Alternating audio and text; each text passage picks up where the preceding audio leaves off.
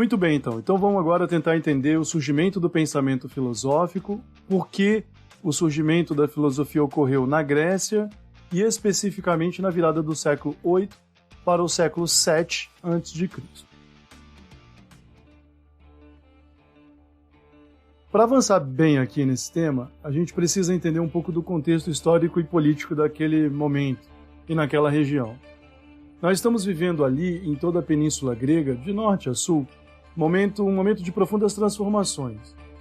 Nós tivemos ali a invasão dos povos dóricos vindos do norte, a expulsão de vários grupos da antiga civilização micênica. Esses povos que vieram do norte vieram trazendo mudanças no modo de produzir ferramentas, equipamentos, inclusive no modo de produção de alimentos e outras habilidades artesanais. É o fim, em muitas dessas regiões, da Era do Bronze, e a passagem da Era Arcaica para a Era Clássica traz grandes transformações. Vários desses povos que acabaram fugindo dos seus antigos locais de assentamento dentro da península migraram, atravessando o mar, e foram se estabelecer numa região onde hoje é a Turquia, conhecida por Jônia, pela antiga região da Jônia. Ali foram fundadas algumas colônias, e duas delas cresceram bastante e foram fundamentais nesse processo que a gente está analisando, especialmente as cidades de Éfeso e a cidade de Mileto. O problema aqui não se restringe, claro, a apenas esses povos e a esse movimento migratório. Algumas outras cidades estavam se desenvolvendo já havia ali um tempo, e sobretudo Atenas. O fato é que o aumento da circulação de pessoas, o aumento da necessidade de transportar riquezas por terra e por mar, dentre outros fatores, provocou uma natural aumento da demanda por conhecimentos técnicos e por soluções práticas. Nós temos aí um grande intercâmbio de ideias e um grande intercâmbio de atividades práticas artesanais com os orientais também, sobretudo com egípcios e babilônios. Então, esse fluxo de expansão econômica, política e militar, claro, também expansão marítima, faz com que um fenômeno novo surja aqui, que é o cosmopolitismo de algumas cidades. Atenas é o destaque, é o modelo ideal, é uma cidade próxima do mar, onde os portos que a abastecem e também de onde partem o abastecimento, o alimento e outros produtos entrando e saindo da região, tornam a cidade um grande centro de circulação de pessoas vindas de lugares muito diferentes. E aí, o crescimento dessas rotas comerciais e o aumento das aglomerações urbanas vão promover uma intensificação no desenvolvimento da cidade, no desenvolvimento dos modos de produção, no desenvolvimento da fabricação de navios, no desenvolvimento da fabricação de armas, de instrumentos para plantio e etc. O que nós vamos compreender, então, é que aquilo de que Werner Jäger, no livro Paideia, que é um livro fundamental que conta um pouco a história desse crescimento da era clássica grega, é que aquilo que o Werner Jäger chamou de racionalização progressiva da concepção religiosa do mundo, implícita nos mitos, é um fenômeno histórico e político muito bem situado. O que isso significa? Isso significa que o conhecimento que chegava às gerações mais jovens a partir dos mitos, da identidade criada pela narrativa dos mitos, já não era mais capaz de dar conta de satisfazer essa demanda nova. Isso não significa, como a gente está habituado a ler nos livros da escola, que os mitos foram completamente superados e deixaram de ter seu valor. Como nós vimos no episódio anterior, eles eram fundamentais para manter a identidade cultural dessas comunidades. E não foi por causa do surgimento da filosofia que a religião grega deixou de existir. Muito pelo contrário. Ela continuou extremamente importante, os povos gregos continuaram extremamente religiosos, a religião sempre foi o centro da vida dessas cidades, das maiores às menores. Mas o fato é que havia aqui uma mudança em andamento sem retorno, de fato uma ruptura, que era na fonte do conhecimento para lidar com essas necessidades. E aí nós temos dois pontos de partida. Nós temos uma compreensão, temos que melhorar a nossa capacidade de investigar os fatos e os fenômenos da natureza que estão diante de nós para nos dar um conhecimento novo, capaz de nos ajudar a lidar com obstáculos que a gente tem que superar. Por exemplo, a navegação no mar, a capacidade de nos orientar para navegar, para evitar obstáculos, prever cheias ou secas que afetam as plantações e por aí vai. Então, temos aqui um ponto de partida empírico que gera essa onda nova, essa reformulação das fontes de conhecimento, e nós temos um problema não empírico que é o seguinte, que é o problema da origem das coisas, de entender aquilo que não está dado na experiência sensorial. E aí, parece que temos aqui, como dizem alguns autores, uma tendência inata dos povos jônicos, aqueles de Éfeso e de Mileto, por exemplo, eram grandes exploradores, viajantes, grandes observadores, eles acabam atacando esses dois pontos. Então, promovendo um conhecimento novo no sentido do maior aprofundamento dos problemas últimos da existência. Lembram lá no cast, no episódio 1 sobre filosofia, em que nós falamos sobre a discussão sobre a origem das coisas, a natureza das coisas, o destino dos seres. Mas nós temos também aqui a capacidade de ampliar o conhecimento dos fatos e explicar fenômenos particulares. Dois conceitos, então, são fundamentais nesse momento de ruptura. Nós estamos falando aqui sobre investigar a natureza, investigar a physis. Mas a palavra physis não significa um objeto. A physis não é apenas a natureza material que está diante dos nossos olhos. A physis é o movimento de transformação por que passam todas as coisas. Havia essa compreensão que está lá, da herança cultural, dos mitos, da identidade narrativa dos gregos. Havia essa compreensão de que tudo que existe na natureza é uma luta constante entre o processo gerador e o processo destruidor, né? Entre geração e corrupção. E essa luta permanente de todas as coisas para manter o equilíbrio do mundo é a physis. A palavra physis tem uma profunda conexão com a palavra cosmos e também com a palavra arquê. Então são três conceitos fundamentais que estão completamente intrincados. O que é o mundo que está diante de mim, o que eu sou diante deste mundo, qual é a natureza deste mundo, se tudo está em constante processo de geração, o que gera o movimento, e se esse movimento não cessa, qual é a finalidade dele, né? Essas perguntas, que a gente chama geralmente aí de perguntas últimas ou perguntas mais fundamentais, acabarão envolvidas nesse grande processo de tentar resolver problemas práticos. Então nós temos dois lados aqui. E é por isso que esse primeiro momento, nós ainda vamos chamar dos primeiros pensadores desse primeiro momento de físicos ou naturalistas, porque eles estão partindo do mais concreto para o mais abstrato. Mas o fato é que desde o primeiro deles, sobre quem nós já vamos falar, Tales de Mileto, os dois lados do problema estão sendo frontalmente atacados.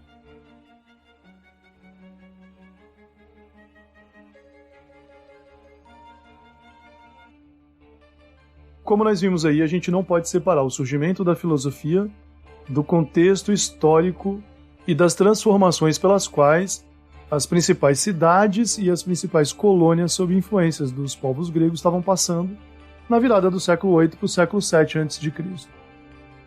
Se a gente somar todos esses elementos, a gente vai entender melhor o trabalho e a atividade exercida por aquele que é reconhecido pela história como tendo sido o primeiro filósofo, Tales da cidade de Mileto. Os primeiros pensadores que nós chamaremos de filósofos surgiram na cidade de Mileto. Então teríamos ali a escola de Mileto, né? E vários dos outros mais importantes pensadores que hoje chamamos de pré-socráticos também surgiram ali na região. Por exemplo, na cidade de Éfeso, que é o caso de Heráclito. Bem, mas quem era e o que fazia Tales de Mileto? Pelo que sabemos, Tales era uma pessoa bastante influente na sua região. Ele ficou conhecido como um político que tentou unificar as cidades milesianas com a finalidade de se defender dos persas. Só para lembrar, essa região da Jônia, colonizada então pelos gregos, onde hoje fica a Turquia, era uma cidade sob influência dos gregos nesse momento, 620 a.C., mas que vivia sob a ameaça constante das invasões persas. Ciro, o Grande, vai conquistá-la em 547 a.C. Então, se antecipando a essas ameaças, políticos como Tales de Mileto, políticos e outras pessoas de influência social como Tales de Mileto, militavam, por assim dizer, pelo fortalecimento de uma aliança regional que pudesse servir de barreira às pretensões dos persas na região. Mas indo além, Tales não era só uma pessoa influente nesse sentido político-social. Ele era, sobretudo, um geômetra, um matemático, exercendo várias funções, como um engenheiro, por exemplo. Ele teria vivido ali aproximadamente entre 624 e 546 a.C. Essa data não é exata. Ele ficou muito famoso, ainda em vida, pela predição de um eclipse, que se deu provavelmente em 585 a.C. Esse eclipse foi confirmado, ou seja, ele aconteceu, por pura coincidência, durante uma batalha. E aí, muitas testemunhas reunidas no mesmo lugar, e as pessoas sabiam da predição de Tales, fez com que a notícia se espalhasse rapidamente e desse fama ao Tales ainda em vida. Então, como a gente observou antes, ele tinha ali várias funções. Era um astrônomo, um matemático, um geômetra e provavelmente esteve no Egito. A gente sabe, por exemplo, que ele escreveu uma tese sobre as cheias do Nilo. Não sabemos quanto tempo ele passou lá, mas provavelmente esteve no Egito. Somando todas as suas atividades, Tales, então, além de predizer eclipses, ele calculou com perfeição os solstícios e estações do ano, produzindo um calendário inovador. Ele também estudou as constelações e as órbitas dos astros no céu. Somando tudo, a gente encaixa o trabalho de Tales ali dentro daquelas atividades que eu citei anteriormente. Ele era, então, um indivíduo, contato profundo com a realidade, buscando soluções concretas para problemas concretos. Um observador dos fenômenos naturais.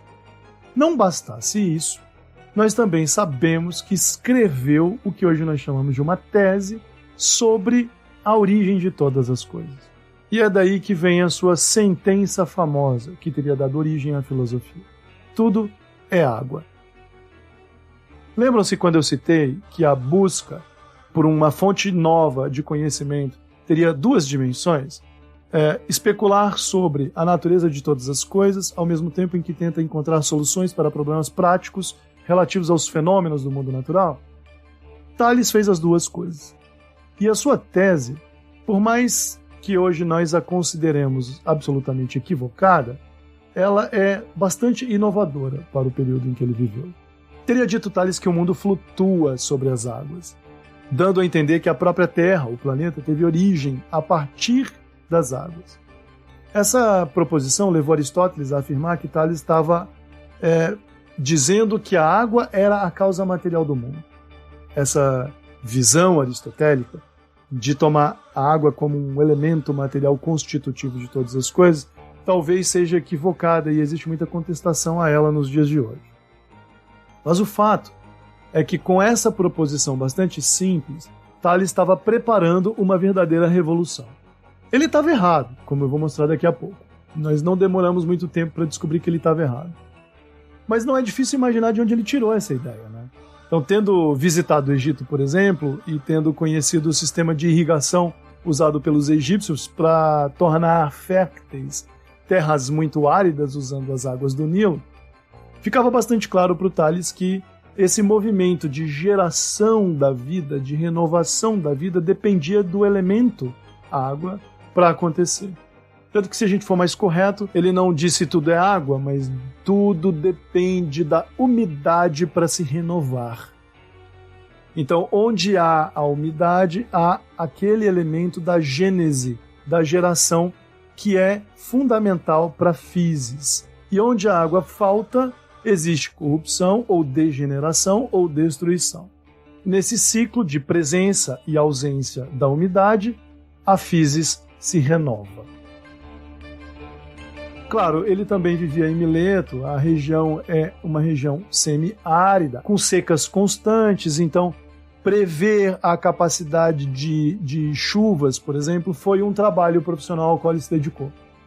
Então, se a gente juntar aí agrimensura, medir grandes porções de terra, solucionar conflitos decorrentes da dificuldade de medir grandes porções de terra, identificar as estações do ano, Tales também foi responsável por medir órbitas ou estabelecer posições corretas de algumas estrelas no céu para orientar navegadores, facilitando assim, por exemplo, as medidas náuticas que eram fundamentais para o transporte de mercadorias e de pessoas, fez de Tales um indivíduo bastante influente na sua época, né? Mas aqui eu gostaria de voltar ao ponto que mais nos interessa para avançar. De que modo a sentença tudo é água, vamos resumir nessa sentença, produziu ou foi fundamental para a criação da filosofia. O que é a filosofia e por que essa sentença foi tão importante? É isso que a gente vai ver agora.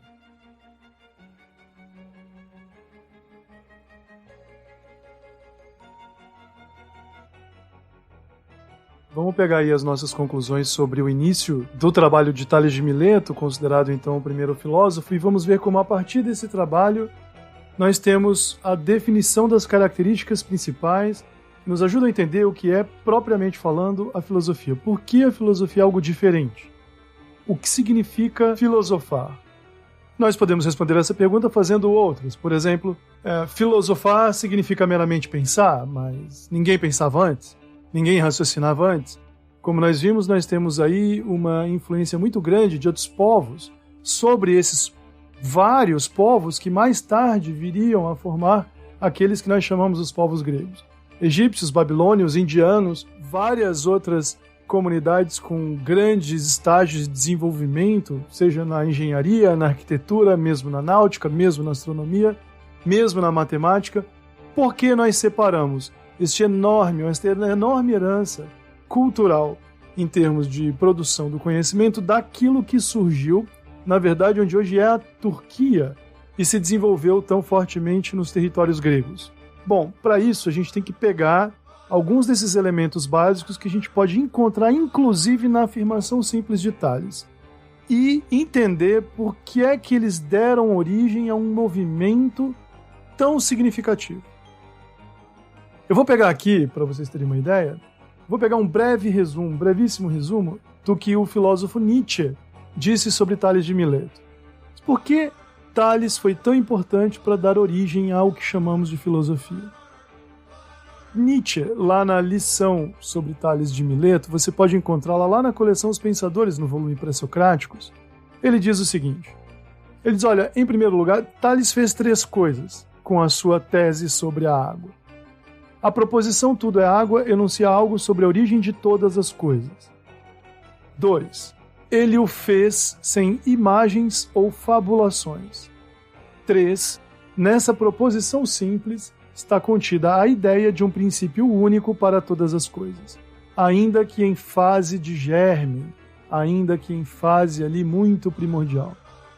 Nietzsche chama a atenção para o fato de que o Tales estava começando, dando ali o pontapé inicial a uma poderosa tradição de investigar a origem de todas as coisas, procurando simplificar essa busca, de um modo que as outras pessoas pudessem compreendê-las, sem o uso de fábulas, sem o uso de metáforas, sem o uso de simbolismos.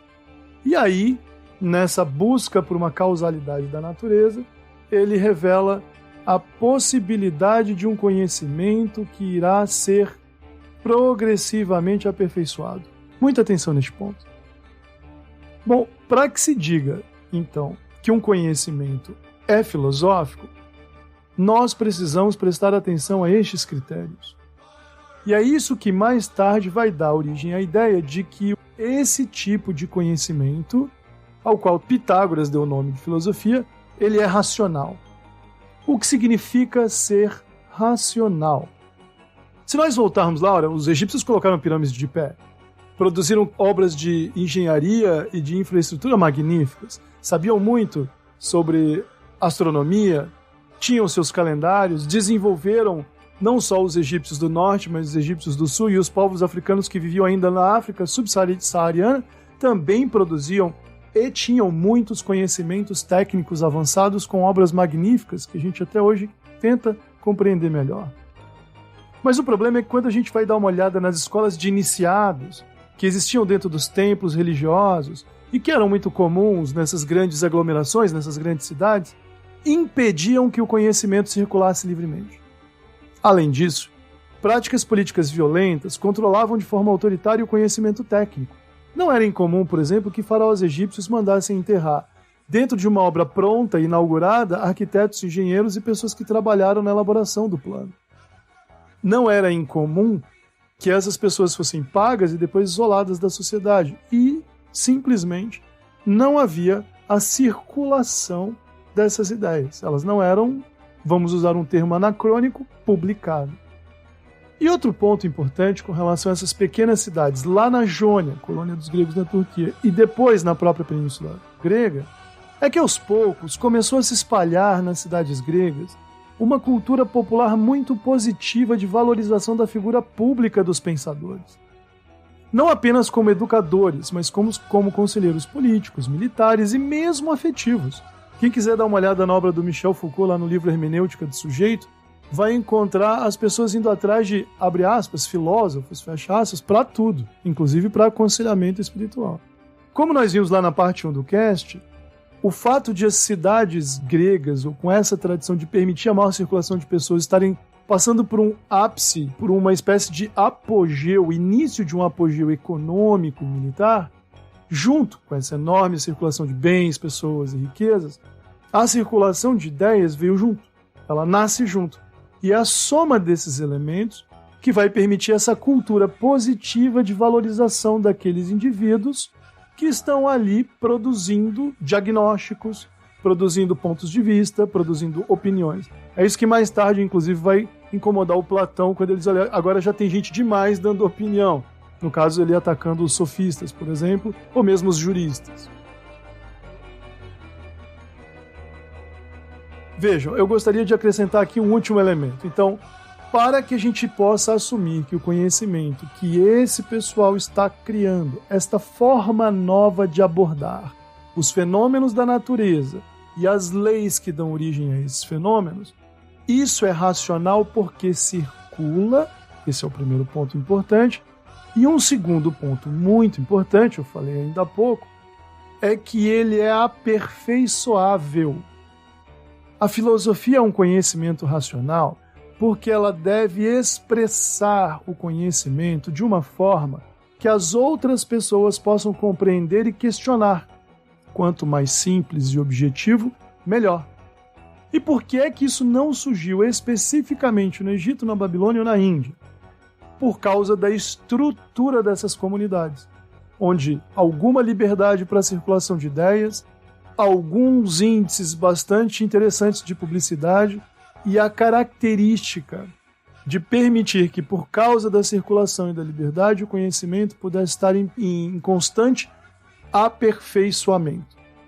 E quando a gente fala de aperfeiçoamento, é importante lembrar o seguinte, não é?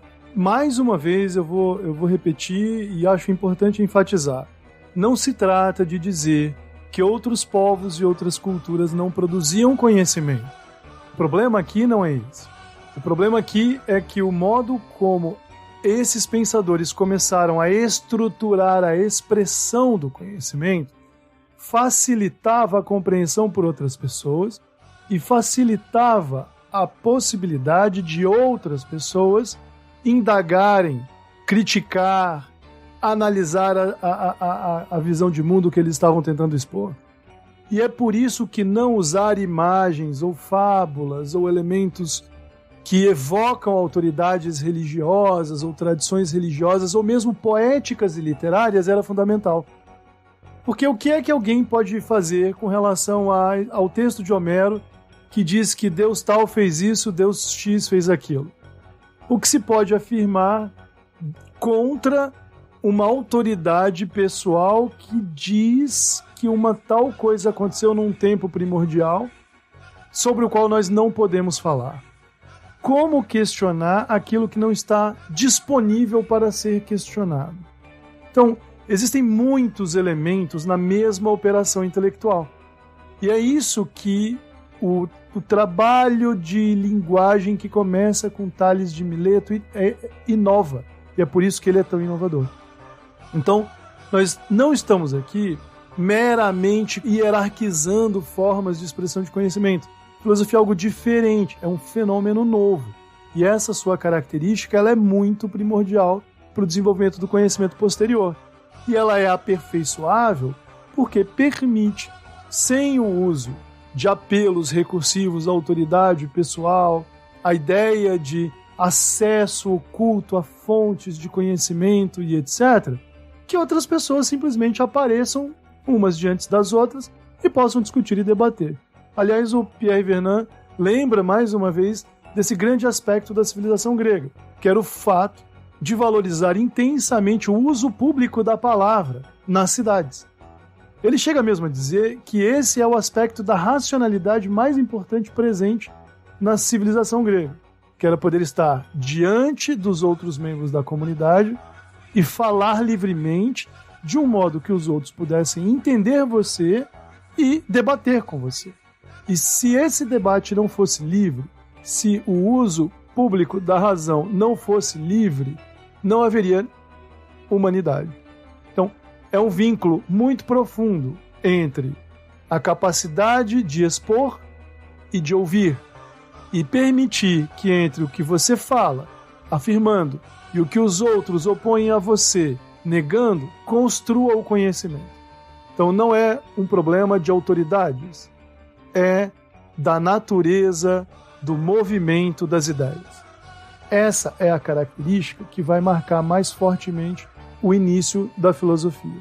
E aí eu vou mostrar aqui para vocês, olha só, vamos pegar aqui para encerrar essa parte, uma breve sequência para vocês terem uma ideia de ideias ou teses e datas. Acompanha aí, olha só. Tales de Mileto, primeiro grande pensador, então, reconhecido inclusive desde o primeiro momento como o maior deles, de 620 a 545. Vamos pegar aqui 580 como uma data, 580 a.C. Tudo é água. Tales estava errado. Logo depois dele, Anaxímenes, também de Mileto, na Jônia. Não, tudo não é água. O princípio fundamental da física é o ar, o pneuma. Muitos dizem que ele estava se referindo ao éter, que virou uma ideia muito comum depois, por muitos séculos. Mas logo depois dele, um sujeito chamado Xenófanes, de Cólofon, também na Jônia, mesma região. Estamos aí entre já 570 e 470, diz que não é a Terra um elemento fundamental. Até que nós chegamos a provavelmente o mais importante desses pensadores, Heráclito de Éfeso, também jônio. Então ali por volta do ano 500 a 450 a.C., diz que o fogo é o elemento primordial. Menos de 100 anos depois, água, ar, terra e fogo, um contrapondo o outro, um tentando encontrar um elemento que pudesse indicar de forma mais simples e global o conjunto gerador e destruidor da física. E aparece Demócrito, que é também da região de Mileto, Demócrito de Abdera, que era uma cidade ali da região da Jônia. 460 a 370 a.C., um pouco mais de 100 anos, ele enuncia a tese de que a física é formada por partículas indivisíveis, chamadas de átomo. Em menos de 100 anos, após Tales de Mileto ter enunciado que o mundo material flutua sobre uma superfície líquida e que elementos úmidos permeiam a Terra para que a vida possa gerar a si mesma, quando a água não está presente, a vida não existe. Após Anaxímenes ter dito que o ar era fundamental para isso, Xenófanes ter proposto que seria a terra e Heráclito, o fogo, Demócrito surge. Não, é o átomo. Quantos séculos nós levamos para superar a tese de Demócrito de Abdera, que afirmava que a física era feita de partículas indivisíveis? Se a gente pegar por padrão o modelo atômico de Rutherford e Bohr, nós temos aí uns 2.350, 2.400 anos. É genial. E é isso, o ponto aqui não é que essas pessoas eram mais inteligentes ou mais geniais que as outras, mas a forma proposta para expor o conhecimento e o modo como o conhecimento pôde circular, indo de comunidade em comunidade, ganhando publicidade e sendo expresso de uma forma que seria possível a qualquer um questioná-lo, transformou a história da humanidade. E é assim que a gente vai ver, a partir desse momento, o surgimento de um movimento cada vez maior, que muito mais tarde, com o avançar dos séculos, vai dar origem, então, à ciência. Existe uma longa história, portanto, do desenvolvimento do pensamento que costumamos chamar de racional, que para ser chamado como racional, então vai seguir um certo padrão, que são esses critérios que eu apontei aí, ok? E aí vem uma das partes mais difíceis do nosso trabalho aqui, que é mostrar quais são as chances, quais são as possibilidades reais de um conhecimento religioso ser também um conhecimento racional. É possível? Como fazer isso? Como obedecer os critérios exigentes do pensamento filosófico e trabalhar uma reflexão sobre imanência e transcendência, a existência da alma, a sobrevivência da vida após a morte, a vida futura e temas que são tão comuns aos religiosos, mas dentro dos padrões exigidos pelo pensamento filosófico. Bom, é isso, pessoal. Então o nosso desafio está lançado, vamos acompanhar aí os próximos episódios. A partir de agora a gente vai dar uma aceleradinha, vamos olhar um pouco sobre a obra de Platão e Aristóteles e seguir avançando em direção aos fundamentos filosóficos de uma teoria do espiritismo. Muito obrigado por terem chegado até aqui. Não deixem de compartilhar o episódio, caso tenham gostado. Lembrando mais uma vez daquele conselho de ensinar o pessoal que ainda não sabe ouvir o cast, dar uma dica para a mamãe, para o papai, para a titia, que está interessado no assunto, para os amigos. Estamos lá no Instagram, o Cast dos Espíritos, e no Twitter, EspíritosCast.